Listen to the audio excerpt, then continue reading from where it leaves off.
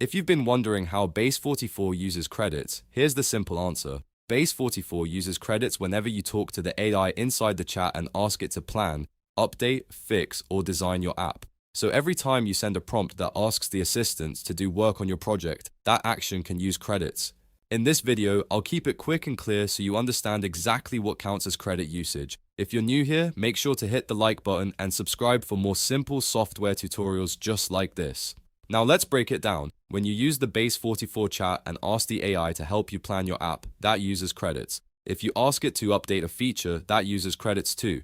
If you need it to fix something that isn't working, that also uses credits. And if you use the AI to design part of your app, that counts as well. So the main thing to remember is this: credits are used when the AI is actively helping you inside the chat.